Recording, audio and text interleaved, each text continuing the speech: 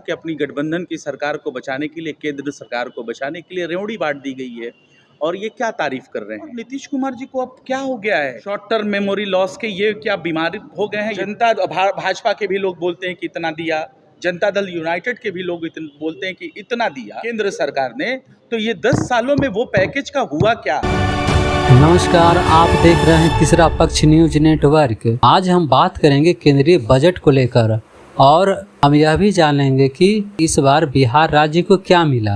हालांकि सम्राट चौधरी जी जो बीजेपी के नेता हैं, उनका कहना है कि भारत के खजाना का मुंह बिहार की तरफ खोलने का काम किया है।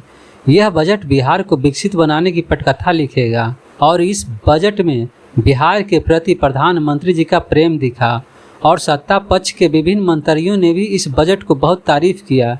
लेकिन विपक्ष का कहना है कि इस बजट में बिहार को कुछ नहीं मिला।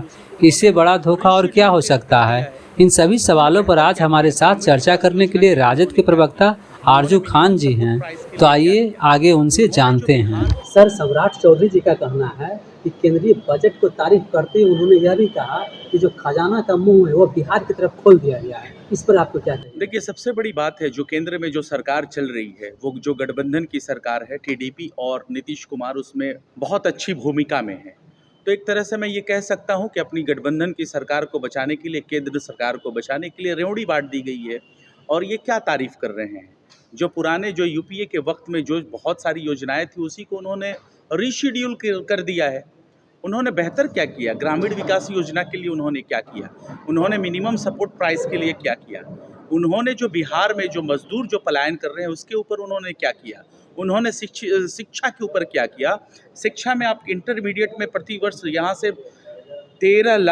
12 से 13 लाख के बीच में जो स्टूडेंट है वो परीक्षा देता है और उसके बाद जो आगे की पढ़ाई करने के लिए सिर्फ यहाँ पे इंटरमीडिएट के बाद सिर्फ 5 लाख सीट बचे हुए हैं और 5 लाख जो स्टूडेंट है वो अदर स्टेट में जाते हैं, वो पलायन करते हैं अपने आगे की पढ़ाई को जारी करने के लिए। तो आपने शिक्षा के क्षेत्र में क्या किया, उस कन्वर्जन को, स्टूडेंट के कन्वर्जन को रोकने के लिए आपने क्या किया, आपने चिकित्सा के लिए क्या किया। यही नरेंद्र मोदी जी आके कहते थे कि फलाना जगह मैंने एम्स बना दिया है, वो एम्स आज तक दिखा नहीं। उनको ये भी जानना चाहिए, यही नरेंद्र मोदी जी आते थे 1,25,000 का पैकेज दे के गए थे।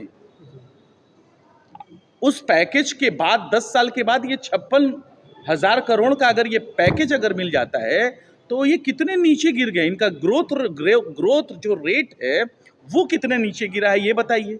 अब आप इससे अंदाज़ा लगा लीजिए कि भारतीय जनता पार्टी और अलायंस में रहने वाले जनता दल यूनाइटेड 18 सालों से डबल इंजन की सरकार, बिहार के लिए क्या किया इन्होंने। और नीतीश कुमार जी को अब क्या हो गया है, शॉर्ट टर्म मेमोरी लॉस के ये क्या बीमारी हो गए हैं। ये सीना थपथपाते हुए अपना कहीं से भी क्रेडिट लेते थे कि विशेष राज्य का दर्जा मेरा कहा हुआ है। टाइफिस विशेष राज्य का दर्जा कहानी खत्म। अरे स्पेशल पैकेज भी नहीं मिला, एक छोटी सी राशि मिल गई और वो योजनाएं जो पहले से जमीन पर है, यूपीए 1 यूपीए 2 के वक्त में, आप उसको क्रेडिट लेते हैं, आपको शर्म नहीं आती है। तो सर, कहीं न कहीं लगता है ऐसा कि जो है बिहार का विशेष राज्य का दर्जा की जो मांग था वो पैकेज में बदल दिया गया। पैकेज भी कहाँ मिला है, हम तो वही बोल रहे हैं ना, जो पुरानी जो योजनाएं थी उसको रीशेड्यूल कर दिया गया है। और आज हम लोग इस पर पीसी किया, प्रेस कॉन्फ्रेंस किया और उसमें बहुत तमाम चीज़ें बताई, प्रेस विज्ञप्ति भी मैंने आपको दिया। जो हमारी योजनाएं थी आपने उसको ये किया। अच्छा, अगर इतना नरेंद्र मोदी जी ने अगर दे दिया, जनता भाजपा के भी लोग बोलते हैं कि इतना दिया, जनता दल यूनाइटेड के भी लोग बोलते हैं कि इतना दिया केंद्र सरकार ने, तो ये 10 सालों में वो पैकेज का हुआ क्या। यहाँ का मजदूर क्यों पलायन करता है, यहाँ का स्टूडेंट अदर स्टेट में क्यों पढ़ने के लिए, आगे की शिक्षा दीक्षा लेने के लिए जाता है, यहाँ की चिकित्सा क्यों बेहाल है, यहाँ जो ग्रामीण सड़कें हैं वो क्यों टूटी हैं, धसी हैं। आप इस पे आप करिए ना, आप इस पे आकलन करिए। मुख्यमंत्री जी जो कहे हैं कि जो हम मांगे थे वो मिल गया। मुख्यमंत्री जी को अपनी इज्जत बचाने से बेहतर इससे अच्छा कोई जवाब मिल सकता है। अरे वो विशेष राज्य का दर्जा के लिए क्या बोलते थे कि हम आंदोलन खड़ा करेंगे, हम इसको तेज करेंगे, मीडिया बंधुओं मेरी आवाज़ से आवाज़ मिलाओ, और आज क्या बोलते हैं कि मिल गया, धीरे धीरे आगे बढ़ रहा है। कर क्या सकते हैं, हम यही कह सकते हैं कि नीतीश कुमार जी एक बार और खूब ज़बरदस्ती नरेंद्र मोदी जी से गले भी मिले और उनके पैर को भी पड़े। सम्राट चौधरी जी भी कहते हैं कि ये जो पैकेज मिला है बिहार के विकसित होने का एक पटकथा लिखा जाएगा सर। इससे पहले जो सारी जो योजनाएं मिली थी केंद्र सरकार से, वो योजनाएं क्या ये खा गए, गटार गए? अगर ये मिला है तो क्या इसको नया मिला है? और जो यूपीए 1 और यूपीए 2 के वक्त में मिला था उसको ये अपना क्रेडिट ले रहे हैं, इनको शर्म नहीं आती है? और सम्राट चौधरी जी क्या बोलेंगे, ऐसे भी इनकी जो है मानसिक दशा दिशा ठीक नहीं है, नीतीश कुमार जी ने खराब कर दिया है। देखिए सर, एक बीजेपी के ही मंत्री हैं प्रेम कुमार जी, वह कहते हैं कि इस बजट को बिहार बिहार जो गदगद हो गया, इस बजट से बिहार गदगद हो गया। न इससे किसान खुश, न इससे शिक्षक खुश, न इससे चिकित्सा के क्षेत्र में लोग खुश। आखिर में हुआ कैसे? अब बताएं। कोई भी बजट आम आदमी के जन सरोकार से जुड़ा हुआ होना चाहिए। आप ये बताइए कि ग्रामीण सड़क योजना जो है, गांव की सड़कें नहीं बन रही हैं, आप हाईवे बनाते हैं, चलिए अच्छी बात है, लेकिन आप कितना रोजगार दे पाएंगे आप बिहार के लोगों को? क्या इससे बिहार के जो मजदूर हैं, जो श्रमिक हैं, उनका क्या कन्वर्जन रुक जाएगा? नहीं रुकेगा। जो किसान अपनी खेती का जो लागत लगाता है उससे क्या उसको दोगुना लाभ मिलेगा? नहीं मिलेगा। आज भी वो सवाल हवा में है। क्या पेट्रोल डीजल कम होंगे? क्या रेलवे के लिए कुछ किया गया? जबकि 38% अभी तक 2014 से लेके 2024 तक 38% जो है बढ़ाया गया है, किराया बढ़ा गया है रेलवे की तरफ से। तो क्या रेलवे की तरफ से कुछ आम आदमी को मिला?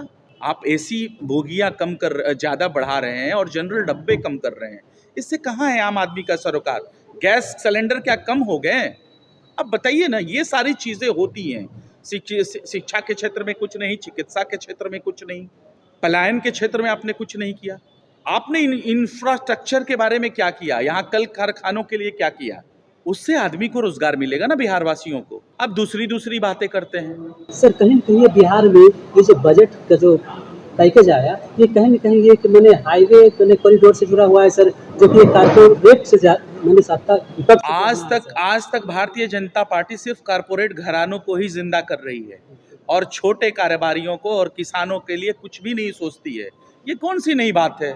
ये कोई सब जानता है, कारपोरेट घरानों वालों के लिए ये निकला हुआ है। और देखिएगा बहुत जल्दी अडानी जी का यहाँ सीमेंट फैक्ट्री भी आ जाएगा। तो कहीं न कहीं ये बजट जो है कारपोरेट सेक्टर को ही ध्यान में रखकर एकदम है। अगर आम आदमी का अगर इससे सरोकार हो, जिससे आम आदमी खुश हो, बोले कि नहीं हमको मिला, हमको दूध सस्ते मिले, हमको शिक्षा सस्ता मिला, हमको चिकित्सा सस्ता मिला, हमारी जो किसान जो लागत लगाता है उसका दोगुना हमको दाम मिल गया, तो मैं समझता हूँ कि बिहार और प्रदेश की जनता के साथ साथ देश की जनता के लिए ये आम बजट और बेहतर बजट है। लेकिन कहाँ ऐसा है? कुछ अगर कम है तो बताइए। गांव का विकास नहीं हो रहा है। आप बताइए कि एक गांव में लगभग जहां 4 से 5 हज़ार की आबादी है, कितने लोग 4 व्हीलर रखते हैं? आप इसका आकलन करिए और फिर बताइए कि ये बजट कॉरपोरेट के लिए है कि आम इंसान के लिए है। आप इसका आकलन करिए। हर गांव में जाइए, जो 2000, 4000, 5000 का जो बस्ती है, उस बस्ती में जाइए, पता चलेगा आपको 2, 4, 5 या 10 लोगों के पास 4 व्हीलर होगा। वो आदमी के पास अभी भी एक आम छोटा सा एक उसके पास कार नहीं होता है जिससे वो चल पाए एक्सप्रेस। ये बात करते हैं कि हम एक्सप्रेस वे दे रहे हैं, मजदूर पलायन करता है, इनको शर्म नहीं आती? 18 साल से डबल इंजन की सरकार बिहार प्रदेश में, उसके बाद भी पलायन नहीं रुका और अब सीना थपथपाते हैं। बाढ़ के लिए क्या किया आपने? आपका डिजास्टर मैनेजमेंट, आपदा प्रबंधन क्या कर रहा है? बिहार में अभी भी लोग अपना प्राइवेट नाव लेके एक गांव से दूसरे गांव में मूव कर रहे हैं। आप क्या कर रहे हैं? उस बाढ़ के पैकेज का आपने क्या किया 10 सालों में? और आने वाले इस पैकेज में आप क्या करेंगे? आप सिर्फ सत्ता की मलाई खाएंगे, आपके मिनिस्टर्स मलाई खाएंगे, आम प्रदेशवासियों को कुछ नहीं मिलने वाला। ये थे हमारे साथ आरजेडी के प्रवक्ता आरजू खान जी, जो बजट विषय पर विशेष चर्चा कर रहे थे। बहुत बहुत धन्यवाद सर। धन्यवाद।